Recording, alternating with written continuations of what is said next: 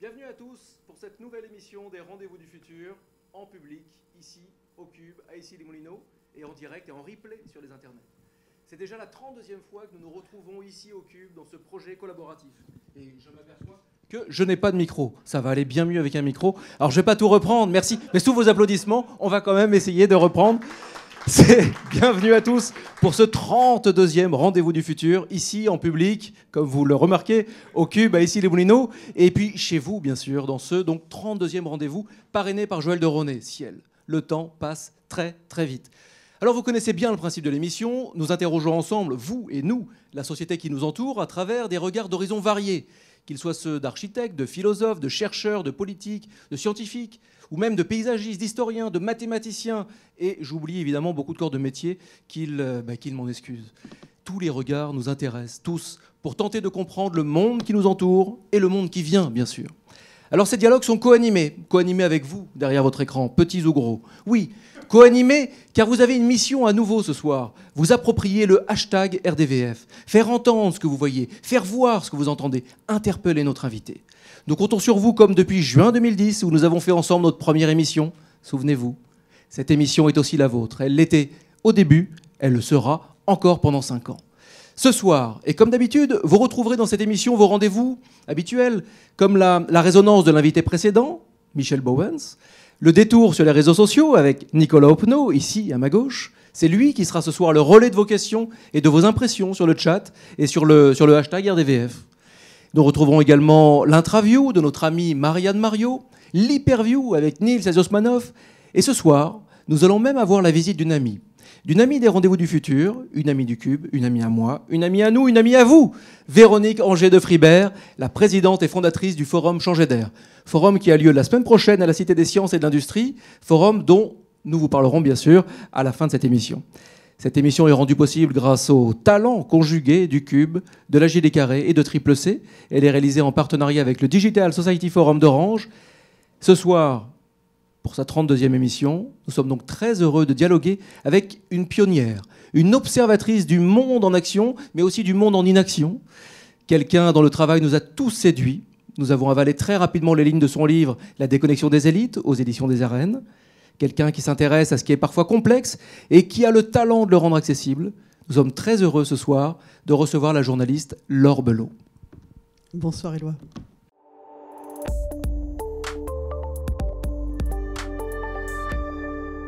Alors donc j'ai un nouveau privilège dans cette émission, c'est que j'ai moi aussi le droit d'avoir quelques petites questions, un petit moment seul avec notre invité. Donc vous êtes notre invité, donc j'ai ce petit moment avec vous. Alors vous avez quand même un parcours assez atypique, disons-le, mais qui correspond peut-être bien à la civilisation d'aujourd'hui.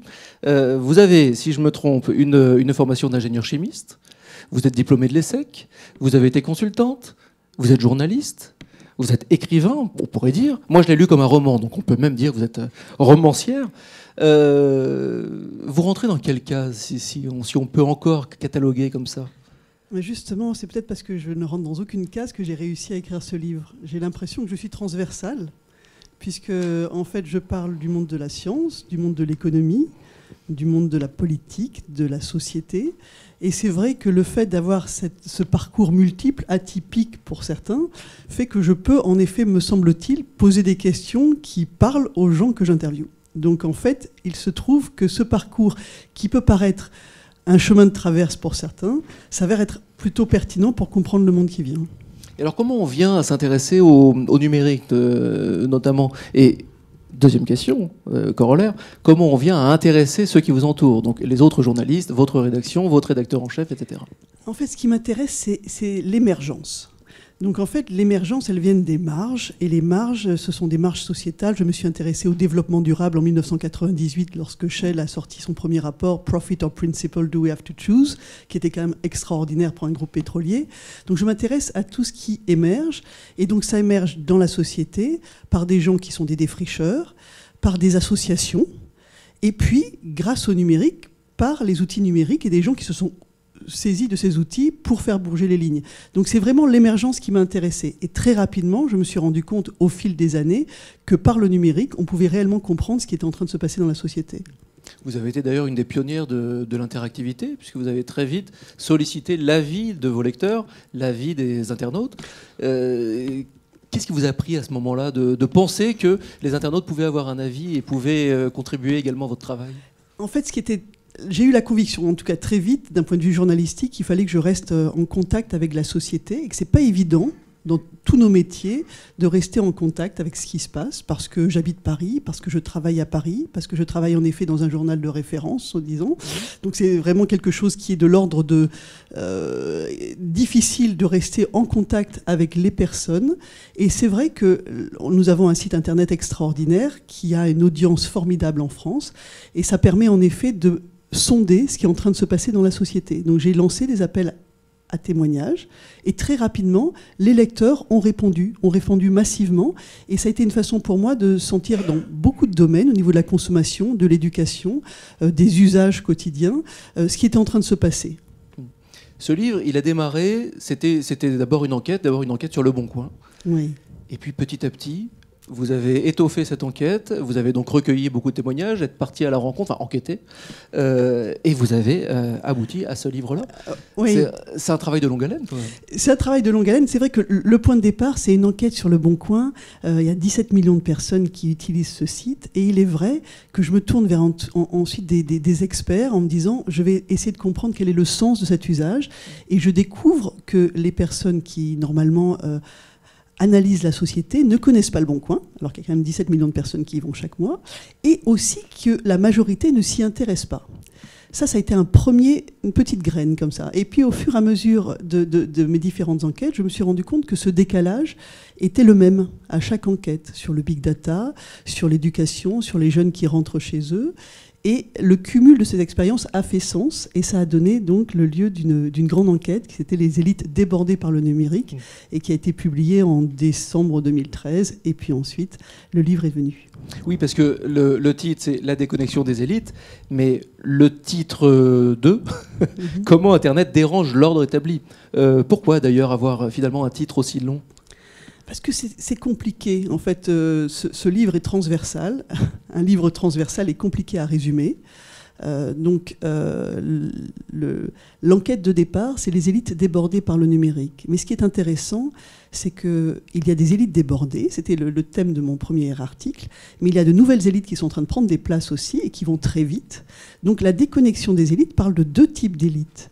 Une élite ancienne qui peut avoir du mal à saisir ce qui se passe, et puis une élite nouvelle qui est toute heureuse aussi de se saisir d'une technologie qui peut aussi aller très très loin sans être vraiment cadrée par la société, parce que pour l'instant, le droit va beaucoup plus lentement que le temps de construction de la société va beaucoup plus lentement que cette accélération du monde. Donc, comment Internet dérange l'ordre établi, c'est pas bouleverse l'ordre établi, c'est qu'il le range déjà différemment. C'est qu'il est dérangé, il est gêné, mais il est déjà organisé d'une autre façon. Oui, dérange, c'est provoquer une transition vers une nouvelle organisation, on pourrait dire aussi. Voilà, c'est quelque chose qui est en train de se remettre en place différemment. Les cartes bougent. Moi, je vais vous dire, je l'ai lu, je l'ai avalé, comme tous mes compères. Je l'ai vraiment lu très vite, et puis après, je l'ai annoté, je l'ai corné, parce qu'il faut qu'un livre vive. Et vous verriez les livres de Nils Osmanov qui va arriver tout à l'heure, ils seront encore plus cornés. Ce livre-là, pour moi, c'est vraiment comme un roman, effectivement. C'est le roman d'une époque, de la nôtre. C'est le roman d'une bousculade aussi, j'ai l'impression. Ça bouscule l'ordre établi, ça bouscule les modèles d'avant, c'est les codeurs qui bousculent, comme on l'a vu avant avec Frédéric Bardot, qui bousculent le système en place qui était là avant. Mais il y a quand même une sorte de... Parce qu'on peut en tirer deux enseignements, ou de morale. Une morale toujours un peu négative, une morale toujours un peu positive. La vision un peu négative, c'est de dire « Ouh, là, ciel, ça va super vite, et est-ce que vraiment je suis à jour, et est-ce qu'on peut encore avancer comme ça ?» Mais la morale assez positive, et j'ai envie de retenir celle-là, je ne sais pas si on la partage, mais en gros, on vit un moment fabuleux. On vit un virage qui est étonnant. Étonnant, ça ne marche plus. On vit un virage étonnant, et en plus, en France, nous avons énormément d'idées, et les citoyens se sont saisis du numérique pour faire beaucoup de choses. Et ça, c'est extraordinaire. Et puis la deuxième chose positive aussi, c'est que suite à la parution du livre, les gens se sont saisis du livre pour essayer de faire bouger les lignes aussi dans leur propre domaine. Donc moi aussi, j'ai une approche plutôt assez positive de la situation. Et ces fameuses élites, ou ces fameux tenants de certains pouvoirs, de certains leviers qui sont encore actifs, quand vous les rencontrez, vous leur dites quoi? Ou eux vous disent quoi et vous leur répondez quoi? Écoutez, c'est amusant, une personne est venue, très respectable, il m'a dit, vous savez, bonjour, je suis une élite déconnectée. Et moi, je lui ai dit, vous n'êtes sûrement pas déconnecté parce que vous ne le diriez pas autrement. Et c'est vrai que le clivage n'est pas la déconnexion, mais c'est l'ouverture, en fait. Réellement, j'ai eu la chance de fréquenter à plusieurs reprises Jacques Le Goff, qui m'aidait à comprendre le monde qui vient, parce que sa vision d'historien m'intéressait énormément et était extrêmement précieuse. Il est spécialiste du Moyen-Âge. Spécialiste du Moyen-Âge, et surtout qui n'avait pas Internet. Donc la première fois, quand je lui ai demandé de surfer sur Le Bon Coin, je suis arrivée avec une clé, il n'y avait pas de modem, enfin c'était très impressionnant, on a passé plusieurs après-midi ensemble. Il se demandait même, est-ce que je suis sur Internet? Je lui ai dit, Jacques, je pense que vous êtes sur Internet, et on s'est même rendu compte que quelqu'un tweetait à sa place. Il y avait quelqu'un qui tweetait à la place de Jacques Le Goff. J'ai donc envoyé un mail, moi, à Twitter, en disant, Jacques Le Goff refuse, c'est un fake. Donc cette personne-là était extrêmement connectée aux autres. Peut-être que c'était parce qu'il était historien, mais le clivage réellement actuellement, c'est vraiment, quand je vois l'accueil de ce livre, les gens qui ont envie de comprendre ce qui se passe et qui se saisissent des signaux faibles, des petites anecdotes du quotidien, mais qui peuvent bouleverser très rapidement l'économie actuellement. Nicolas, je me tourne vers vous. Nicolas, c'est le moment hashtag, c'est le moment de sentir un petit peu ce qu'il se dit sur les réseaux. Chez vous, derrière votre écran, petit ou gros écran. Nicolas, qu'est-ce qui se passe? Qu'est-ce qui se dit? Est-ce qu'il y a des questions? Eh bien, écoutez, oui, beaucoup de réactions sur Twitter et sur le chat sur le site des Rendez-vous du Futur. Je vais retenir une question qui m'a amusé de Romy, qui demande « Que se passe-t-il lorsqu'une élite se reconnecte? Et est-ce souhaitable, finalement ?»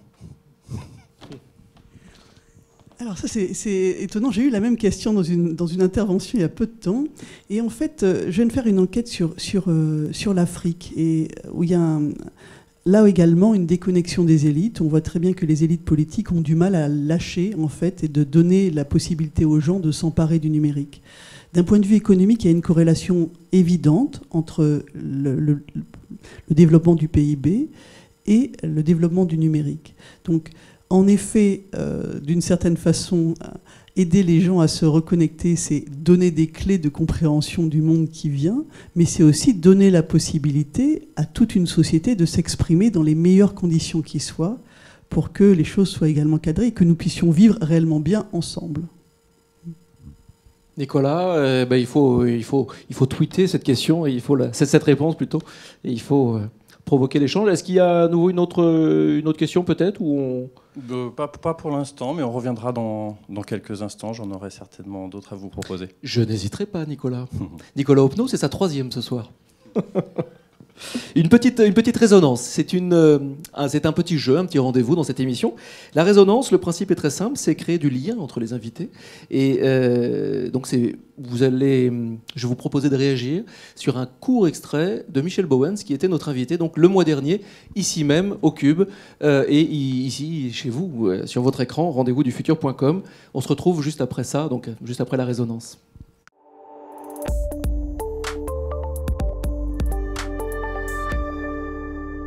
Une question parmi d'autres de Laurent sur le chat, qui demande quel rôle peut-on attendre de l'État dans la transition vers un modèle peer-to-peer?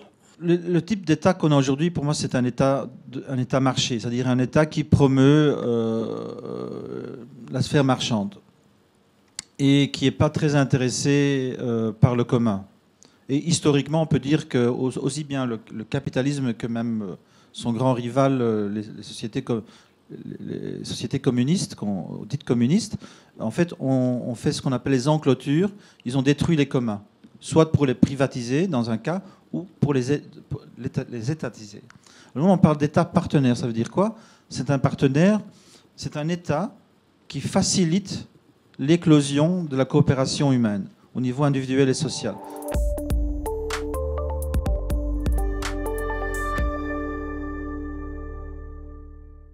Laure, une petite réaction à ce propos de Michel Bowens? Non, c'est un point extrêmement intéressant que j'ai tenté en tout cas d'approcher en interviewant Dominique Rousseau dans le livre, en me disant qu'il y avait un problème quasiment de compatibilité entre l'approche française, notamment constitutionnelle, et le numérique.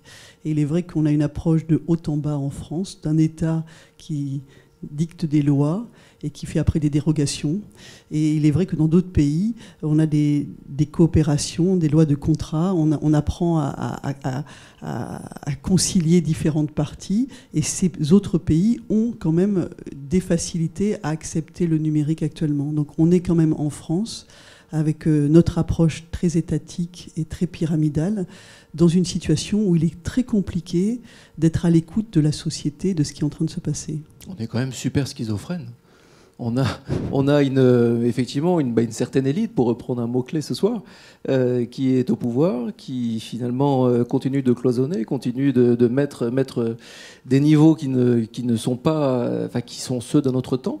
Et puis en même temps, on a des forces fabuleuses, on a des mouvements foisonnants, on a des nids de créativité en France qui sont quand même fabuleux. C'est-à-dire qu'à la fois, on est quand même un pays très créatif et très porteur, et à la fois, on est quand même encore un vieux pays qui a beaucoup de mal à bouger. C'est étonnant. Oui, et ce qui est compliqué, c'est tout le défi actuel, et c'est le défi des personnes qui me saisissent aussi par rapport à ce livre, c'est de faire comment on fait bouger les lignes. Parce qu'en fait, tout ça, c'est pas monolithe non plus. C'est que dans toutes les entités, il y a des personnes plus ou moins créatives, et des personnes qui défrichent, et des personnes qui sont là et qui ont envie de faire bouger aussi ce qui se passe. Et c'est de se dire comment on s'organise, comment on essaie de réfléchir pour faire en sorte que les gens prennent conscience de ce qui est en train réellement de se passer au niveau de la société. On va passer maintenant à un autre rendez-vous, c'est l'Hyperview. L'Hyperview avec Nils Ousmanov, qui est le directeur du Cube et qui va arriver juste après le jingle.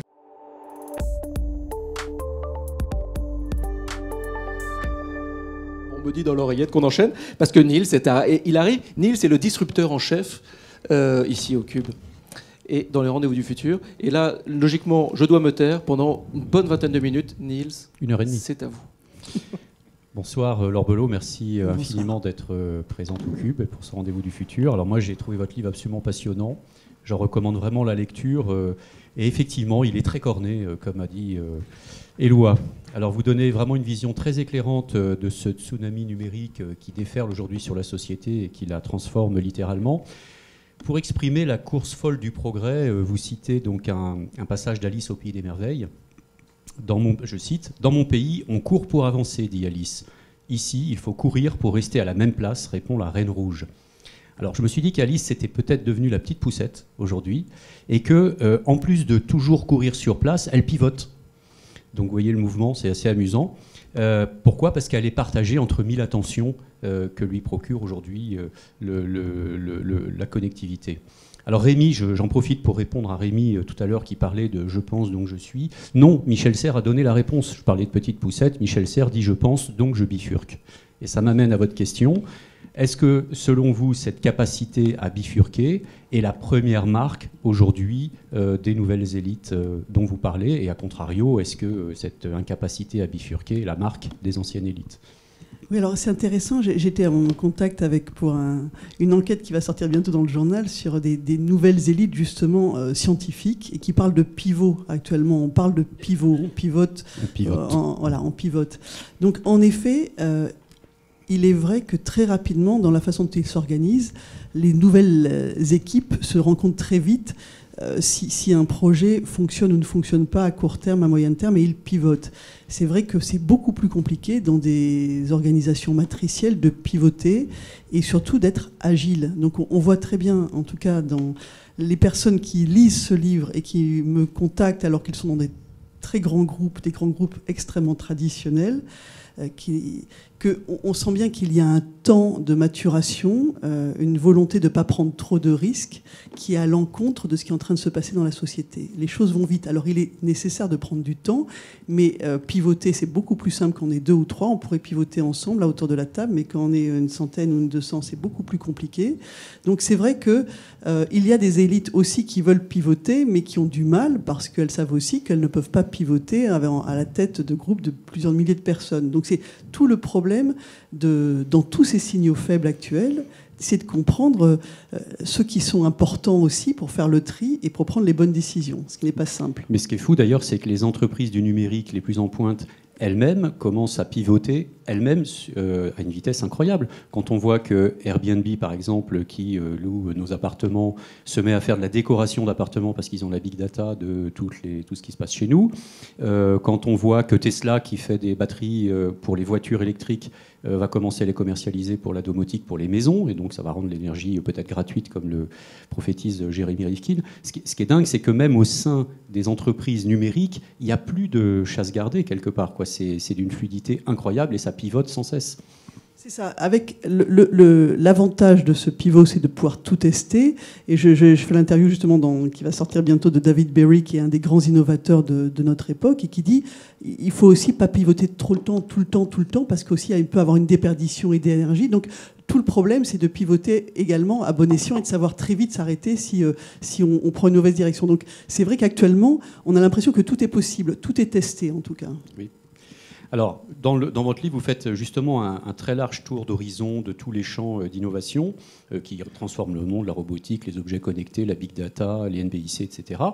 Et vous parlez donc notamment de la fameuse big data, un marché en plein boom, 30% de croissance par an, ça double l'univers numérique tous les 2 ans, enfin c'est juste incroyable. Donc ça représente un enjeu sociétal de premier plan. Et vous dites donc que la plupart des intellectuels que vous approchez quand vous réalisez ce livre s'intéressent peu au sujet de la big data, voire le méconnaissent totalement. Il y en a même un qui vous dit la big data quoi. C'est assez drôle. D'où vient ce décalage selon vous? Est-ce que c'est parce que c'est trop matheux, c'est trop technique, c'est culturel? Enfin, pourquoi Alors le Big Data, c'est en 2012, à l'arrivée, je dois l'interviewer en fin 2011, donc c'est vrai qu'on en est au tout début. C'est vrai que les concepts arrivent au fur et à mesure. Le Big Data est maintenant à peu près connu depuis 1 ou 2 ans, c'est vrai. Mais c'est vrai aussi que ce sont des sujets qui intéressent assez peu, et c'est pour ça que j'en ai fait un chapitre sur la recherche. Nous avons assez peu de défricheurs. Et c'est vrai que la façon dont la recherche est organisée... Peu de prospective, en fait. Peu de prospective. Et c'est vrai qu'on a l'habitude, et c'est des chercheurs qui me le disent, d'utiliser des manières incrémentales pour trouver des thèmes de recherche. Donc il faut un matériau existant pour partir sur un thème de recherche. Pour tout ce qui est émergent, c'est assez risqué. Donc c'est vrai que peu de chercheurs partent dans des zones comme ça, qui sont des zones plutôt inconnues. Et également peu d'interdisciplinarité, peut-être aussi peu de prospective et peu d'interdisciplinarité, en France en tout cas. Oui, et en fait ce qui est très intéressant, c'est en enquêtant, j'ai découvert aussi quelque chose d'assez primordial, c'est que notre époque a besoin de transversalité pour comprendre le monde qui vient. C'est vrai que les personnes qui ont la chance de pouvoir comprendre la technologie et en même temps une formation de philosophe ou de sociologue vont avoir une facilité à embrasser les problèmes actuels, mais que ces personnes-là, souvent, sont plutôt en marge actuellement du système de recherche, car c'est vrai que depuis une dizaine d'années, il y a une injonction de toutes les universités d'être dans un ranking mondial, et on leur demande donc de publier et d'être publiés dans des revues à comité de lecture. Voilà. Et alors là, le nombre de scientifiques ou de chercheurs qui m'ont contacté après la parution du livre en me disant qu'ils passaient un certain nombre de mois à travailler et à publier pour des revues qui vont être lues par quelques dizaines ou quelques centaines de personnes. Donc il est vrai que ces personnes-là se sentent également déconnectées des problématiques actuelles. Et quelque part, c'est même le modèle économique derrière des universités, des grandes écoles, avec le système de notation et les publications. Donc, c'est ça. Donc c'est vrai que les publications qui sont arrivées au début de notre 21e siècle, alors même que l'époque nécessite cette transversalité, pose un problème à certains chercheurs. Donc c'est pas un hasard, par exemple, s'il y a eu cette innovation qui s'appelle The Conversation en Australie, qui est maintenant également en Angleterre, aux États-Unis et en Inde, de scientifiques qui veulent se reconnecter à la société en publiant sur des thèmes qui sont des thèmes qui peuvent parler aux gens. Alors vous dites, je reviens sur la big data, vous dites la gouvernance algorithmique, l'orientation de nos agissements par des programmes sont à l'œuvre et nous n'en sommes qu'au début. Comment faire prendre conscience que toutes ces données, c'est notre vie, finalement, qui est aspirée par la big data et qui, accessoirement, vous le dites, à 90% est dans les serveurs américains? Alors c'est compliqué parce qu'on s'en sert tous et on est tous très heureux. Moi je suis venu en scooter ici avec Google Maps, j'ai rentré l'adresse ici et puis j'avais une petite voix en plus avec un accent américain qui me racontait comment faire pour arriver sans souci ici. Donc on s'en sert et c'est gratuit. Donc en fait, ce qu'on a du mal à comprendre, c'est que comme rien n'est gratuit, et ça on le sait dans nos vies, si c'est pas gratuit, c'est qu'il y a une monnaie d'échange. La monnaie d'échange, c'est la monétisation de nos données personnelles. Et jusqu'à quel point on est prêt actuellement à payer pour avoir des choses qui soient qui protègent notre intimité. Donc c'est la question que nous-mêmes, chacun, devons nous poser. Et c'est vrai qu'on a du mal à le percevoir tant qu'on n'a pas eu également un problème ou un de nos voisins ou amis a eu un problème ou une intrusion, un vol de données. Et là, on commence à se dire que ce qu'on met en ligne a une importance. Mais c'est très compliqué parce que le bénéfice d'usage est énorme. Oui, la big data, si c'est gratuit, c'est que le produit, c'est vous. Voilà, le produit, c'est nous et nous l'acceptons. Nous l'acceptons actuellement, sauf qu'on se rend bien compte aussi qu'on a face à nous des acteurs qui, pour l'instant, les régulations ont du mal à avancer, dont les acteurs vont très très loin. Donc actuellement sur le big data, on a quand même des data brokers aux États-Unis qui ont créé qui échangent des listes. On peut trouver vraiment des listes extraordinaires et terribles.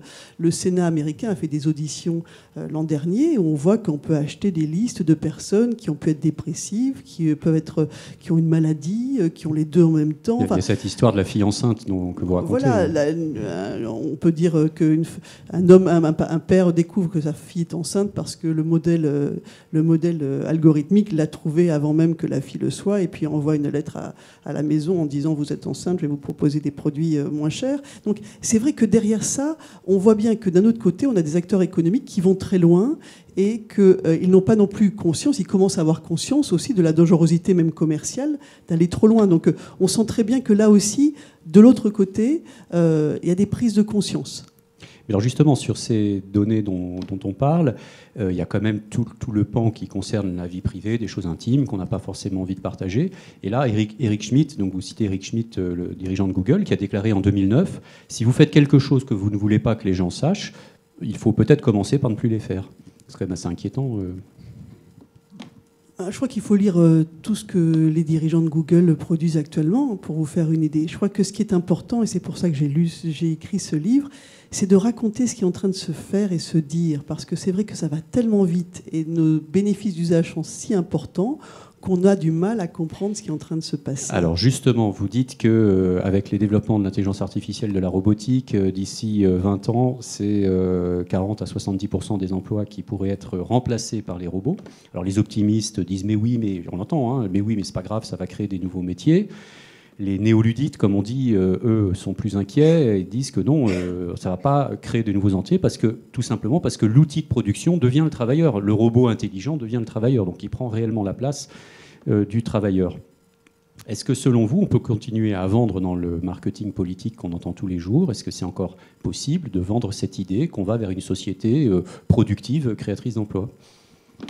Ce qui est compliqué, c'est que c'est pas moi qui dis, hein, les histoires de réduction des métiers, ce sont deux chercheurs anglais qui ont fait une étude extrêmement poussée. Donc ça veut dire qu'ils sont allés très très loin dans cette automatisation. Et c'est étayé par différentes études dans le monde de toute manière. Oui. Donc ce qui est compliqué, c'est de prendre ça en main et de se dire vers quelle société on va. Les politiques s'en emparent et se posent également des questions. Ce qui est compliqué aussi, c'est que les réponses...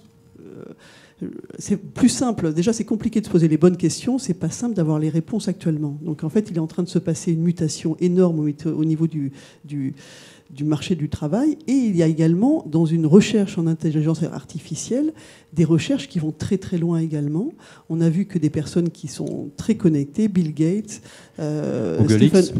Stephen Hawking, ont commencé à dire qu'on allait très très loin dans l'intelligence artificielle et qu'il fallait aussi fixer des limites. Et là, on a vu déjà une nouvelle génération d'élites qui disent « Mais vous ne comprenez plus vraiment ce qui se passe.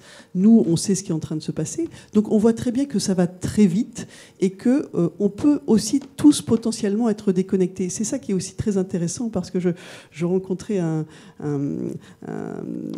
homme qui gère une plateforme d'emploi et qui me racontait que maintenant, il est en train d'accueillir en stage l'été des 15 ans pour coder. Parce que les 22 ans n'ont pas la même façon de comprendre l'ergonomie d'un iPhone. C'est-à-dire qu'en fait, les 22 ans pour coder sont remplacés dans certaines entreprises pionnières et qui sont à fond sur le mobile par des stagiaires de 15-16 ans parce qu'eux sont nés avec le smartphone en main et ont une capacité à coder et à comprendre l'ergonomie qui est encore meilleure que ceux de 22 ans. C'est-à-dire qu'en fait, l'accélération est rapide, très rapide, et que tout le monde peut potentiellement être déconnecté. Le sociologue Derek de Kerkhoff dit les jeunes ont la tête vide, mais c'est parce qu'elle est connectée, elle se remplit en flux. Alors justement, ce qu'on oublie de dire peut-être, c'est qu'il y a encore 12% des Français qui ne sont pas connectés à Internet. Et au niveau mondial, c'est 42% de la population qui est connectée. Donc une grande partie. Alors la question, c'est est-ce qu'on va vers un monde coupé en deux finalement, puisqu'on voit que c'est à peu près 50-50, un monde coupé en deux, avec d'un côté l'Homo sapiens et de l'autre côté l'Homo numericus, que d'ailleurs des entreprises comme Google appellent de leur vœu, hein, avec la singularité, le transhumanisme, etc. Et avec peut-être en haut de tout ça, donc l'Homo sapiens, qui sera un peu les nouveaux esclaves de l'Homo numericus, excusez-moi, c'est pas très joli, mais... Et puis tout en haut, c'est King Coders, les à peu près 100 000 King Coders qui aujourd'hui dans le monde, finalement, sont les super matheux qui maîtrisent complètement l'algorithmie. Est-ce que c'est ça le monde vers lequel on va ? Vous devriez écrire des nouvelles de science-fiction, parce qu'il paraît que dans la science-fiction, on projette nos peurs. Est-ce que c'est une de vos peurs, ce que vous êtes en train de dire ? Potentiellement, oui. Oui, mais si j'écoute Bowens, j'ai des espoirs en deux mots aussi. Moi, en tout cas, c'est parce que j'ai vu ce décalage très fort que j'ai écrit ce livre, pour que les gens s'en saisissent réellement et se posent des questions. Parce que ce que vous dessinez là est en effet peut-être impossible. Mais ma question, c'est quand même, parce que là vous êtes dérobé, ma question c'est est-ce que ce monde-là, vous qui avez écrit ce livre, qui est hyper documenté, vous avez fait le tour de 3 milliards de choses, est-ce que ce monde-là est possible ? Ou est-ce que vous dites non, c'est de la rigolade, quoi, quand vous écoutez Kurzweil, Google, etc. quoi. Moi, ce que j'ai quand même l'impression, c'est qu'à chaque fois qu'il y a quelque chose qui prend beaucoup d'ampleur, il y a des réponses, qui sont des réponses souvent qui sont peut-être pas subtiles, mais on a vu que lorsque, par exemple, des grands groupes prenaient énormément de pouvoir, il y a eu des régulateurs qui ont coupé des choses, qui ont coupé des monopoles. Ça s'est fait pour Microsoft, ça s'est fait pour les labels.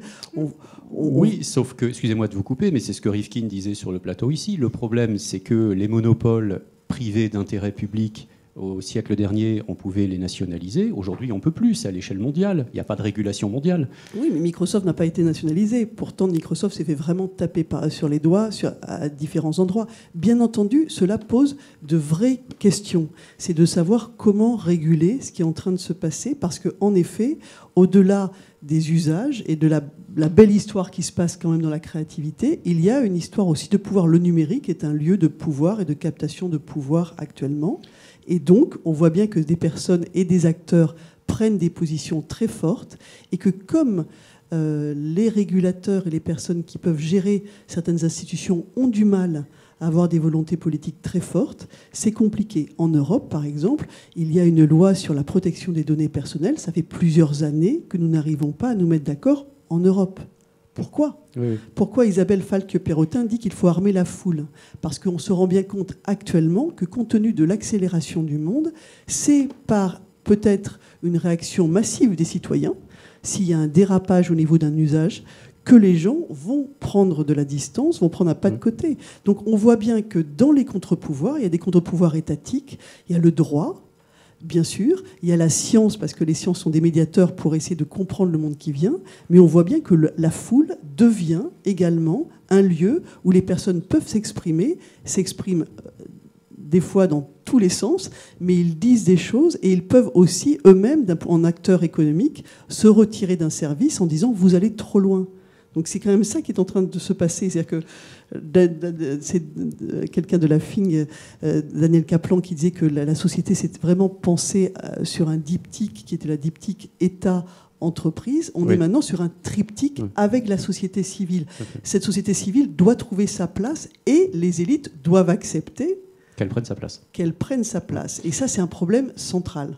Et vous dites justement, vous citiez Isabelle Falque-Perrotin, donc qui est la présidente de la CNIL, et qui effectivement s'étonnait du fait que l'affaire Snowden, finalement, n'avait pas soulevé beaucoup d'indignation ou de la part de la population, peut-être un peu plus en Allemagne, si je me rappelle bien. Juste pour mémoire, Snowden avait notamment révélé qu'en France, il y avait eu 70 millions de messages écoutés sur un seul mois, en 2012, je crois. En un mois, ils avaient écouté 70 millions de messages en France. La NSA, pardon, avait écouté. Et donc, ça n'a pas fait grand bruit, finalement, en France. Non, c'est vrai que le numérique est compris, en effet, par les pouvoirs en place de deux manières actuellement. La communication, souvent de haut en bas, et la sécurité et la sécurisation. Donc, ce qui s'est passé sur les écoutes, bon, c'est de la sécurité des citoyens selon des organes de pouvoir. Donc après, c'est de savoir réellement ce que l'on veut se faire. Parce que si on est en train de sécuriser une société, le numérique est un lieu de créativité. Si on veut tout contrôler, et si on veut contrôler un espace, à un moment donné, la créativité, ça va s'exprimer en dehors, offline. Donc, il y a plusieurs chercheurs qui le disent aussi. C'est vrai que le réflexe actuel, c'est de vouloir tout sécuriser. C'est vrai que Internet peut être un endroit de non-droit, avec des agissements extrêmement sombres. Mais il est vrai aussi que, par exemple, sur la loi sur le renseignement actuellement, on a quand même le Conseil national du numérique et la CNIL qui ont pris position en disant que ce serait intéressant de réfléchir réellement à ce texte. Donc on voit bien que le réflexe qui est un réflexe sécuritaire actuellement avec le numérique est un réflexe qui est classique des organes en place. Mais derrière ça, il ne faut pas oublier que la créativité des citoyens ne peut s'exprimer que s'il y a aussi une liberté en ligne. Alors justement, j'ai encore deux questions à vous poser. 2 minutes, pas de questions. On m'a dit 2 minutes de questions, à peu près. Ou 3, mais 2 minutes. Justement, là, c'est plus le sujet de l'éducation, donc qui est au cœur finalement de cette révolution numérique et de l'empowerment qu'on peut avoir à l'échelle globale. Vous dites que la vice-présidente de la Commission européenne, Neelie Kroes, a déclaré que donc, dans un tel environnement, l'environnement numérique, donc, l'absence de compétences numériques est une nouvelle forme d'illettrisme. Alors il y a un grand mot à la mode aujourd'hui, c'est les nouvelles littératies qui qui se développent dans les écoles avec par exemple, dans ou à l'extérieur des écoles, avec par exemple l'introduction de l'apprentissage du code. En France, en Allemagne, ça fait 15 ans qu'ils ont démarré, avec par exemple comme effet le fait qu'ils soient 5 fois plus avancés dans la robotique, etc. Est-ce qu'il ne faudrait pas créer pour les élites, ou pas les élites d'ailleurs, mais particulièrement les élites, des écoles du déformatage ? Et que pensez-vous d'initiatives comme le 42 ou la Khan Academy, pour prendre 2 exemples très disruptifs ? Ce sont des exemples formidables. Après, c'est de savoir comment adapter des exemples qui viennent comme ça et qui sont d'une liberté, d'une créativité folle à des institutions qui sont déjà en place. Je donne l'exemple dans le livre d'un grand patron de General Electric qui lui, se sentait déconnecté parce qu'il ne comprenait pas le numérique et qui a demandé aux 10 membres du board de se faire former chacun par un jeune qui était un king codeur de l'époque. Et ils l'ont fait de façon individuelle pour éviter les égos. Et ils l'ont fait, c'était Jack Welch donc, ils l'ont fait chacun dans leur bureau à raison de 3 heures par semaine. Vous avez raison, pour comprendre le monde qu'il vient, il faut réellement se connecter avec des personnes qui le comprennent actuellement. Donc, c'est parce que justement on a une non-compréhension de ce qui est en train de se passer que des décisions peuvent être prises sans volontairement couper la créativité. C'est juste parce que je pense qu'il y a un défaut réellement de compréhension du monde tel qu'il est actuellement. Alors, toute dernière question, Nils. Toute dernière question, et en fait, c'est une question qui fait un lien, mais il faut que je la retrouve. Si je la retrouve pas, ça va pas aller. Voilà, qui va faire un lien avec justement l'intervention de l'Intraview. Vous dites, nous devons désormais nous interroger pour savoir comment nous passons des données à l'information, de l'information à la connaissance, de la connaissance à l'éthique, à la sagesse. Ne pensez-vous pas que cette sagesse passera à la fois par la capacité à penser le monde à l'échelle globale, qui est le titre de votre... Enfin, c'est pas tout à fait ça, mais ça dit ça de votre dernier chapitre. Donc, à la fois la capacité à penser le monde à l'échelle globale, mais aussi un retour à soi, à l'être, au connais-toi toi-même des philosophes. Oui, moi déjà, je serais ravie de pouvoir avoir des conversations avec de nombreux philosophes sur la question. Nous manquons de philosophes pour réellement penser le monde tel qu'il est. On a besoin de sens. Et c'est vrai que moi, je me pose des questions, et c'est pour ça qu'on repart sur la première question. Pourquoi j'ai démarré ces enquêtes ? Parce que je m'intéresse aux phénomènes émergents et que je cherche un sens aux phénomènes émergents. Et en cherchant un sens, je me suis rendu compte aussi qu'il y avait un problème qui était un problème plus morale, éthique. Donc le sens, c'est une chose, mais il y a aussi un problème éthique et moral de cadre. Et il est vrai qu'actuellement, on a besoin aussi de cadre et de cadre moral par rapport à ce qui est en train de se passer. Donc le sens est quelque chose de primordial, mais nous avons aussi un problème éthique, on le voit dans certains agissements. Donc politique. En tout cas, il y a besoin que la société se pose des questions réellement extrêmement profondes sur ce qui se passe. Et c'est pour ça que, d'un point de vue très empirique, moi, j'ai détourné des cerveaux.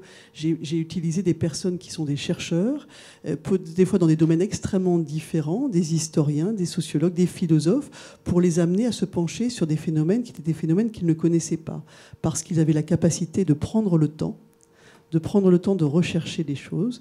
Et en effet, qu'ils avaient fait aussi un travail dans leur domaine et sur eux qui leur permettait d'avoir un regard décalé, atypique et porteur de sens. Et pour nous, c'est très important actuellement, nous avons besoin de ça. Et c'est pour cela que, d'un côté, je suis assez heureuse que, face à ce livre, les gens s'en emparent pour chercher du sens. Parce que là, en effet, c'est une quête qui a l'air assez générale. Moi, je voudrais juste ajouter qu'une fois de plus, ce livre est vraiment remarquable. Voilà, et il faut vraiment le lire parce que c'est une magistrale leçon sur le changement, comment aborder le changement. Et effectivement, on voit que des nouvelles élites arrivent et qu'il faut comprendre un peu ce qui se passe parce que sinon, ça risque de faire tout drôle demain. Voilà. Merci beaucoup. Je m'attendais à ce que Niels grappille quelques secondes pour vous reposer à nouveau une autre question. Mais finalement, c'est juste pour un compliment que je partage et qu'encore une fois, toute l'équipe des Rendez-vous du Futur partageons. Niels, vous restez un tout petit peu avec nous. Le temps peut-être de faire un petit détour par le web. Qu'est-ce qui se passe sur le web? Est-ce qu'il y a des questions? Que dit le hashtag pour Laure, pour Niels? Le sujet passionne bien les internautes ce soir, en jugé par les tweets qu'on peut observer et les réactions sur le chat. Alors je relève une question de Régis Granal-Rollo qui demande si la déconnexion des élites est un problème culturel ou générationnel. Et en parlant de génération, Evelyne Jardin demande également sur Twitter si les nouvelles générations d'énarques sont mieux formées au numérique. Et j'ajouterais, est-ce qu'ils sont mieux formés aussi à une certaine philosophie du web qui prône le partage de l'information et l'horizontalité des pouvoirs? Alors, pour la première question sur le côté générationnel, c'est vrai que c'est évident que quand on est né après la vague, on est bien plus à l'aise pour nager dans le grand bain. Moi, je suis né avant la vague. Et je crois qu'il y a beaucoup de gens qui sont nés avant la vague aussi, qui ont envie d'en être et qui ont envie de comprendre les choses. Et c'est vrai que le clivage, moi, que j'ai pu voir au niveau de ces enquêtes, c'est un clivage, ce que je racontais à Éloi tout à l'heure, sur l'ouverture. C'est qu'en fait, vraiment, on voit la différence entre des gens qui sont ouverts, mais qui seront ouverts aussi au changement dans leur propre vie. Vous parliez d'un travail sur soi. C'est vrai que les gens qui sont ouverts au changement dans leur propre vie sont ouverts aux changements sociétaux également. Et donc, les personnes, par exemple, sur les 5 personnes que j'ai entraînées dans l'aventure sur Le Bon Coin, 4 d'entre elles ne connaissaient jamais Le Bon Coin. Elles ont quand même accepté et de plonger dans ça, d'aller regarder pendant une semaine Le Bon Coin, et ensuite même de raconter ce qu'elles en pensaient et que ce soit publié. Donc, ce sont des personnes extrêmement ouvertes. Donc ça, c'est le premier point. Le clivage est certes générationnel parce que, en effet, quand les codeurs qui ont 15 ans, ils codent mieux que des gens qui ont 22 ans sur smartphone, mais en même temps, l'ouverture aide beaucoup. Alors, la deuxième question... Sur les énarques. À propos des énarques. Alors, il y a des éléments de réponse dans le livre. Il est vrai que d'après plusieurs personnes que j'ai interviewées, Elena que j'ai contactée également, les grandes écoles et universités étrangères ont une formation complète et plus approfondie que ce qu'il y a actuellement en France. Et qu'il y a un projet pour que ça change. Mais ça n'est pas le cas pour l'instant. C'est-à-dire qu'en fait, il y a visiblement la politique publique de l'Internet est une matière qui est enseignée de façon extrêmement profonde à différents niveaux, dans différentes universités. Et c'est vrai que les personnes qui sont formées à cette discipline-là sont les personnes qui interviennent ensuite dans les sommets internationaux, qui représentent leur propre pays, etc. Donc là, pour le coup, il est vrai qu'il y a un déficit en France que j'ai pu contacter dans mon enquête. Et Gilles Babinet, qui était un Rendez-vous du Futur récemment, disait d'ailleurs que peut-être que les futures élites qui gouverneront le pays ne seront pas issus de Polytechnique, mais du 42. Et juste, j'ajoute, parce qu'on a beaucoup parlé des king coders, vous dites que les king coders, donc ce sont des gens qui, à eux, tout seuls, remplacent plus de 1000 programmeurs. Oui, c'est-à-dire qu'en fait, il y a cette... Alors, bon, on peut dire, en effet, peut-être que les gens qui sont issus de l'école 42 seront à la tête du pays, mais c'est vrai aussi que les systèmes ont des résistances très fortes. Donc, c'est vrai que c'est un beau projet de le dire, mais il est vrai qu'on voit bien aussi que c'est pas simple. Que ça n'est pas simple et que les cartes se rebattent, mais difficilement, parce que c'est aussi des pouvoirs qui sont en place et qui n'ont pas envie que les choses changent, et que ça s'est vu siècle après siècle, révolution technologique après révolution technologique.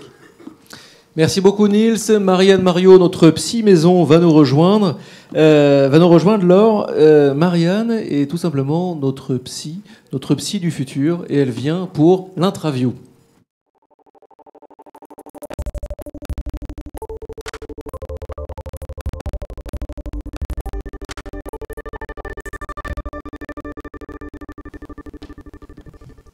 Bonsoir Marianne. Bonsoir. C'est sympa de venir nous rendre une petite visite ce soir. Et oui, c'est toujours un plaisir. Pour ce 32e rendez-vous du futur. J'ai qu'un mot, c'est comme avec Niels. Vous avez quand même remarqué, Laure, que Niels a quand même grappillé une toute dernière question à la toute fin. Il est intenable. Je vais me venger. Marianne est beaucoup plus raisonnable. Marianne, je vous laisse, Laure, pendant quelques minutes. Ouais, une interview justement, Laure, pour vous connaître mieux, avec une règle du jeu, des questions courtes, des réponses courtes. La toute première, qui est une question inspiration. Vous l'avez dit, vous cherchez les émergences qui feront le monde de demain et le sens que pourraient prendre ces émergences. Y a-t-il un pionnier ou une pionnière qui a nourri votre vocation ? Non. Réponse courte. Non. Par contre, ce qui m'intéresse réellement dans la vie, c'est les gens qui créent et qui ont des idées. Je suis fascinée par ces personnes qui sont capables d'être créatifs. Donc, et ce qui est intéressant, c'est que les gens qui créent ont envie ou n'ont pas envie d'être connus, ont envie de marquer l'histoire ou pas, mais la créativité, elle est partout. Et c'est ça qui m'intéresse. Donc, il est vrai que dans l'époque numérique, avec ces outils, des gens peuvent être extrêmement créatifs dans des domaines très particuliers sans pour autant devenir des maîtres du monde ou des maîtres à penser. Et c'est vraiment, moi, l'aspect créativité qui m'intéresse le plus. Une rencontre, justement, qui vous aurait marqué, peut-être le plus marqué dans votre parcours ? Alors, j'ai la chance, en étant journaliste, de pouvoir rencontrer des gens extrêmement intéressants. Peter Drucker m'a énormément intéressée. Je l'ai rencontré, il avait 91 ans ou 92 ans. Il m'a dit deux choses qui m'ont marqué. D'une part, il m'a dit quelque chose. Il avait, pour vous redonner, à 20 ans, il avait interviewé Hitler. Il avait été l'élève de Schumpeter à Londres. Ensuite, il a conseillé Ford, et puis pour créer sa première entreprise d'automobile. Et ensuite, il a conseillé tous les présidents américains. Il m'a dit quelque chose de très intéressant. Il m'a dit, j'ai décidé à un moment donné, Laure, de ne pas vouloir gagner beaucoup d'argent, et ça m'a libérée pour pouvoir avoir des idées. Et quand je suis allée le voir, il était dans une maison assez modeste, mais assez raffinée, avec des lacs chinoises très intéressantes, et avec une toute petite piscine. Et je lui ai dit, mais pourquoi vous avez une petite piscine ? C'était un peu un bac. Hein, il m'a dit, pour rester en contact avec les jeunes. Parce que sans piscine, même si je m'appelle Peter Drucker, il ne viendrait pas. Et donc, en fait, ce qui est très intéressant, c'est que cet homme était là aussi extrêmement ouvert à l'autre. Il avait envie de se donner la liberté d'avoir des idées. Et pour autant, il a eu des contacts extraordinaires. Pour vous dire qu'il conseillait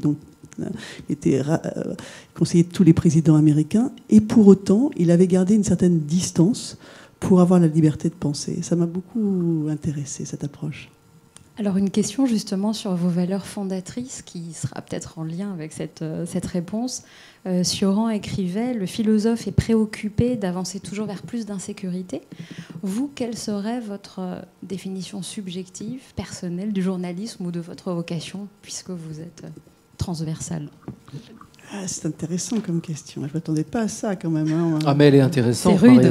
Non. On pose des questions intéressantes. Non, c'est vrai que s'intéresser aux émergences, c'est forcément ne pas rentrer dans des cases. Parce que ça émerge de partout, et les marges sociétales. Donc, c'est ça qui m'intéresse. Et je suis prête à faire un pas de côté pour obtenir ça. Être journaliste, pour moi, et être témoin de ce qui est en train de se passer. Donc, il est vrai que le démarrage de la déconnexion des élites, c'est en fait une sorte d'intuition qu'on a à une première enquête, puis une deuxième, une troisième, et c'est le cumul qui commence à faire sens. On se dit, mais mince, il y a quelque chose qui n'est pas un fait réel, qui n'est pas dans une dépêche, qui n'est pas quelque chose dont on parle dans des médias, mais que je ressens. Et la question après, c'est de savoir si, en tant que journaliste, on en parle ou on n'en parle pas. Et là, j'ai décidé d'en parler. Et j'en ai fait donc une enquête et puis ensuite un livre. Et il s'avère que ce livre raconte la société telle qu'elle est. Donc avoir un pas de côté permet aussi de voir sous un autre angle des choses que l'on voit des fois habituellement, de façon peut-être routinière, d'une façon plus simple. Alors justement, une question transgression pour savoir comment vous cultivez ces petits pas de côté et savoir comment vous luttez contre votre propre inertie et votre propre résistance à l'innovation ou au changement. Comment je lutte contre ma propre résistance à l'innovation ? Oui, ou votre inertie. Ou comment vous cultivez vos pas de côté, si vous préférez. Alors, je suis curieuse. Vous voyez, je m'appelle Curieuse de tout sur Twitter. Je suis curieuse depuis que je suis petite. Je crois que là, c'est génétique. Je pense qu'il y a quelque chose de l'ordre de ma personnalité. Et c'est vrai aussi que j'aime m'étudier et j'aime travailler. Donc, j'ai fait des écoles, une première école, une deuxième école. Donc, j'aime beaucoup, beaucoup apprendre. À un moment donné, je me suis dit, après avoir appris, il va falloir quand même utiliser ce qu'on a appris. Donc, c'est vrai que c'est quelque chose qui était naturel pour moi, ce pas de côté. Alors, c'est vrai que, comme le disait Peter Drucker, avoir un pas de côté, c'est forcément peut-être un peu plus dérangeant que d'être totalement à l'intérieur. Mais on voit également que, comme je disais, les idées viennent des marges. On voit bien que dans les organisations rêvent d'avoir des idées. Elles achètent des start-up, elles font des acquiring maintenant. Elles achètent plus ou moins parce que les gens ne veulent pas vraiment être achetés, ils ne veulent pas vraiment être embauchés, parce qu'ils se rendent bien compte que les idées, les gens préfèrent, quand ce sont des créatifs, être auto-entrepreneurs au départ, plutôt peut-être de rentrer dans un grand groupe. On sent bien que dans les grandes structures, avoir des idées, c'est compliqué. C'est compliqué d'en avoir. Donc, en effet, c'est un positionnement d'être transversal, c'est un positionnement d'avoir un pas de côté pour essayer de voir les choses différemment. Justement, Dernière question, Marie. Oh. Les choix consistent souvent moins à vouloir qu'à refuser. Que refusez-vous pour vous-même et que devrions-nous refuser peut-être collectivement aujourd'hui ? Après, ce sont des choix. En fait, on peut faire des choix à plusieurs moments de ma vie professionnelle. On m'a posé on m'a proposé de faire des choses, de prendre des positions. Et après, on fait un choix. On se dit où est-ce qu'on se dit que d'un point de vue, on sera le mieux dans notre place et pour la société pour laquelle on travaille. Donc après, c'est faire des choix et assumer ces choix. Donc c'est un sujet très complexe dans nos propres vies, nos vies personnelles, nos vies professionnelles. Donc il est vrai que de pouvoir avoir une approche transversale est un réel choix à assumer de ma part. Ouais.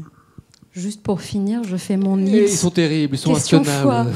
Non, c'est très court. C'est juste ce que vous aimeriez transmettre aujourd'hui, ce qui vous tient le plus à cœur, votre foi, pour conclure.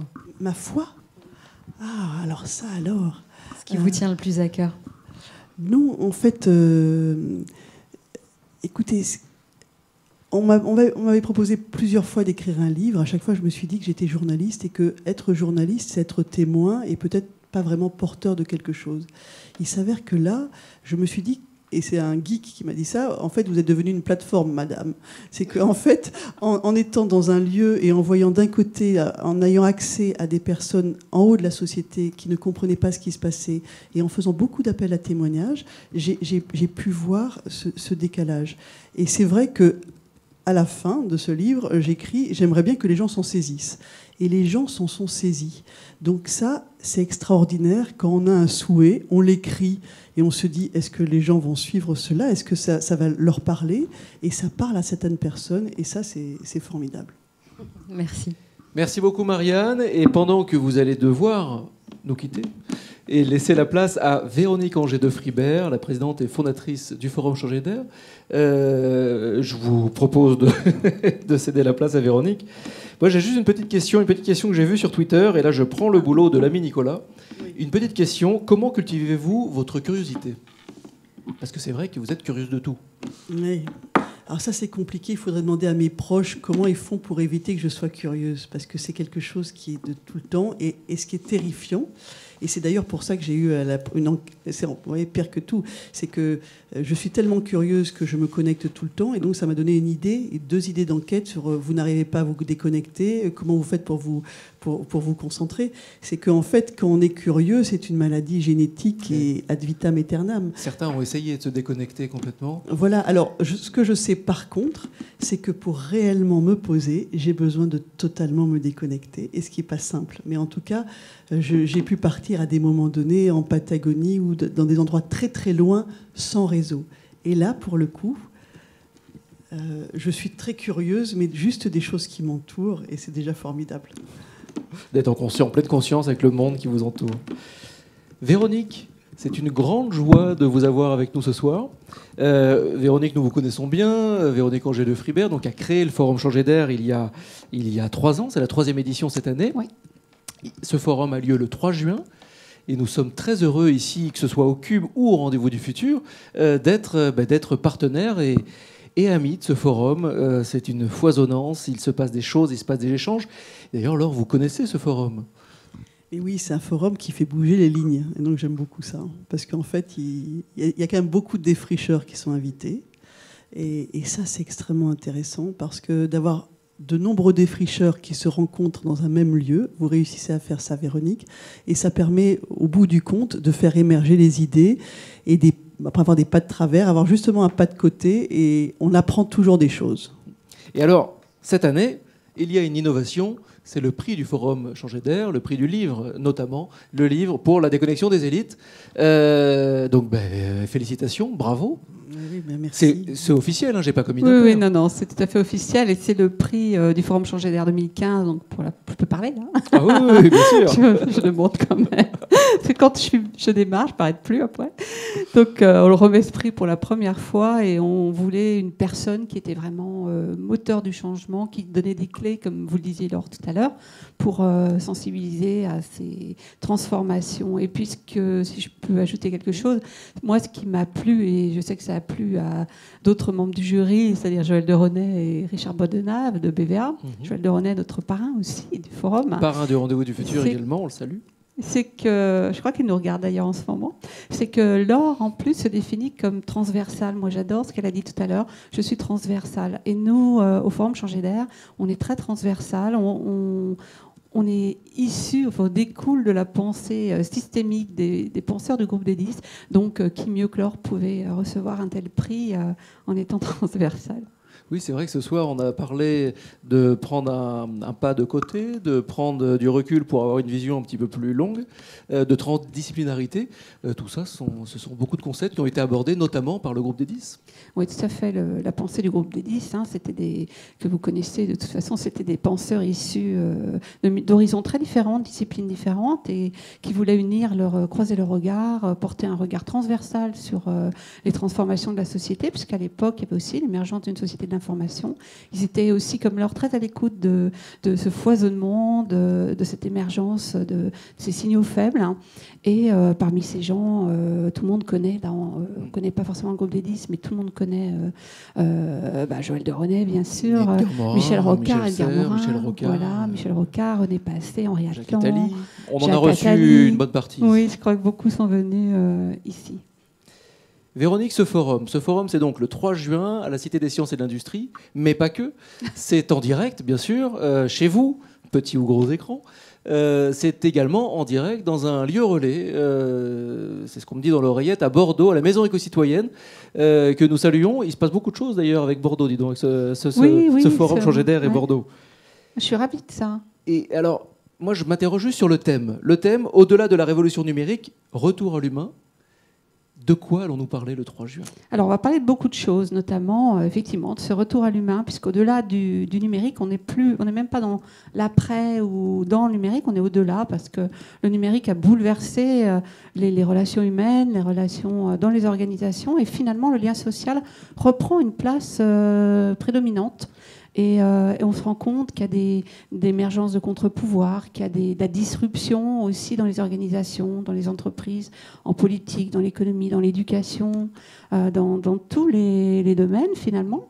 Et cette disruption va aussi être un sujet important, un fil rouge de toute cette journée, puisqu'on va essayer de voir comment on peut changer les organisations au sens large, hein, comme je disais, économique, finance, politique, éducation, entreprise, etc., de l'intérieur. Donc on a du pouvoir, et juste un petit mot encore.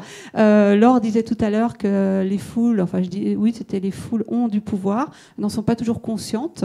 Et moi aussi, je crois beaucoup à ça, au pouvoir des foules. On a le droit de dire non, on a le droit de dire oui, on a le droit de s'unir et de lancer des idées. Et je pense que le salut va venir justement des citoyens, même s'ils n'ont peut-être pas pris conscience de leur pouvoir magique encore. Et la semaine prochaine, donc, il va y avoir, comme d'habitude, autant quasiment de femmes que d'hommes, de jeunes que de sages. Il y aura une foisonnance bien respectée. Oui, c'est pas des quotas, hein, parce que c'est pas le genre de la maison. C'est vraiment naturel. C'est-à-dire qu'on a un tel réseau de personnes qui sont intéressées par changer d'air, qui ont envie de dire des choses et de contribuer, qu'on a effectivement 58 intervenants. Parmi les 58, on a plus de la moitié qui sont des jeunes gens de moins de 30 ans ou un peu plus de 30 ans. C'est pas pour dire nous on reçoit les jeunes, on fait du jeunisme, etc. Pas du tout.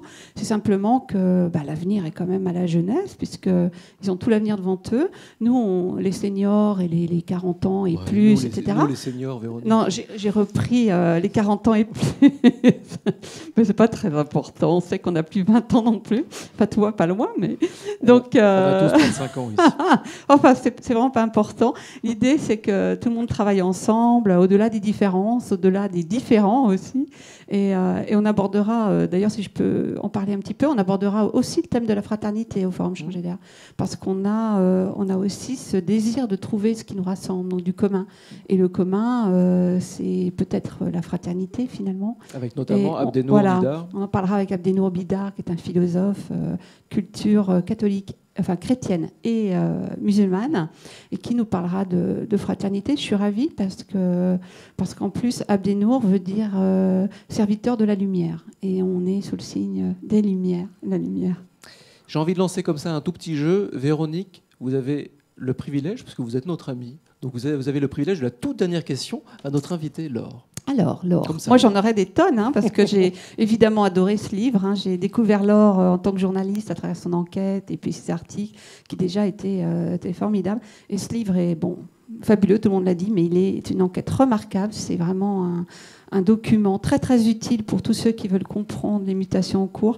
Et on a des vraies clés. Enfin, vraiment, c'est formidable. Mais je l'ai déjà dit, alors je vais faire court. Donc, Laure, vous disiez tout à l'heure que les élites sont déconnectées. Ça, on est tous à peu près d'accord là-dessus, en général. Pas toutes, mais en général.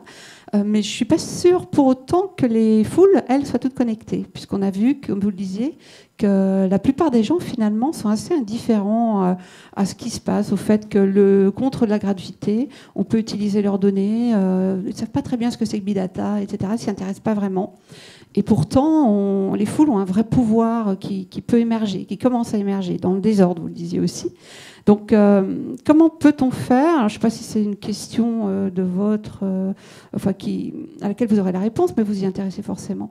Comment on peut faire pour faire émerger des contre-pouvoirs citoyens et faire en sorte que ces foules prennent conscience des enjeux et pèsent vraiment, nous on aimerait au Forum que ce soit le cas, pèsent vraiment sur ceux qui nous dirigent et sur l'avenir du pays ? Une question bien compliquée. Alors, la première chose, c'est que moi j'ai écrit ce livre pour que les gens s'emparent de ce sujet, réellement. Et ce qui est intéressant, c'est de voir que des personnes qui n'étaient pas spécialement geeks ou qui ne s'intéressent pas vraiment au numérique, le fait de partir sur des exemples extrêmement concrets, ça parle à des gens. Donc des gens me disent, j'ai réussi à le lire jusqu'au bout, certaines personnes sur Twitter en message privé, ce qui est vraiment formidable. Par contre, malheureusement, j'avais beaucoup travaillé sur le risque à un moment donné avec des grands spécialistes de risque, et j'en parle un peu dans le livre. Souvent, dans des systèmes de risque, c'est par ce qu'on appelle des big one, des énormes problèmes que d'un coup, les gens ou la société prend conscience de quelque chose. J'ai l'impression, malgré tout, que je parle justement de Facebook, de la manipulation des sentiments, en disant que ça a déjà été pour certaines entreprises que j'ai pu rencontrer, des entreprises Internet, un big one à eux. C'est-à-dire qu'ils se sont dit, si ça leur arrive à eux, ça peut nous arriver à nous. Qu'est-ce que ça veut dire au niveau du big data? Qu'est-ce qu'on est en train de faire ou ne pas faire? Pour ce qui est de la prise de conscience citoyenne, j'ai l'impression que c'est quand il y aura peut-être un énorme problème à un moment donné, lié justement à ces listes terribles, par exemple, qui sont en train d'être véhiculées sur Internet, que peut-être qu'il y aura une prise de conscience massive. À quel moment une société prend réellement conscience d'un danger ou d'un dérapage? C'est extrêmement compliqué. Les gestionnaires de risque disent que c'est souvent quand il y a un problème majeur, médiatique, et qui parle à tout le monde. Mais comme tous ces services parlent à tout le monde et qu'on les utilise tous, il y a malheureusement matière à ce que ça puisse arriver aussi. Merci beaucoup, Laure. Merci beaucoup, Véronique. On vous retrouve le 3 juin prochain, donc dans une semaine pile poil. À la Cité des Sciences. À la Cité des Sciences et de l'Industrie, sur le site forumchanger-d'air.fr, à la Maison éco-citoyenne à Bordeaux, chez vous, partout. C'est ça, hein, c'est le Forum Changer d'Air, c'est ça. En vidéo streaming toute la journée, en intégrale, il n'y a pas de... Personne n'y échappera. Merci beaucoup, Laure. Merci, c'était un plaisir. Merci beaucoup. Et cette émission donc est maintenant terminée. Merci à tous, merci à toute l'équipe du Rendez-vous du Futur, à ses coproducteurs, le Cube, l'agence Triple C, la JD Carré. Merci à notre partenaire, le Digital Society Forum d'Orange. Vous retrouverez cette émission très vite en vidéo et en podcast sur lesrendezvousdufutur.com. Suivez notre actualité sur Twitter avec le hashtag LeFirst et le hashtag RDVF. J'ai 3 petits rendez-vous, comme d'habitude, à vous donner avant de nous quitter. Donc le 3 juin, pour le Forum Changer d'Air, à la Cité des Sciences et de l'Industrie, à la Maison éco-citoyenne et chez vous. Le 16 mai, pour une nouvelle soirée des Rendez-vous du Futur. Le 16 juin, plutôt, avec Éric Sadin. On manquait de philosophe, on en a trouvé un. Il est assez iconoclaste. Éric Sadin, nous sommes très heureux que ce soit notre 33e Rendez-vous du Futur dans le cadre de Futur en scène.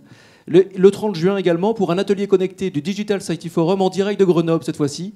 À très bientôt, à tout de suite, sur les internets, bien sûr.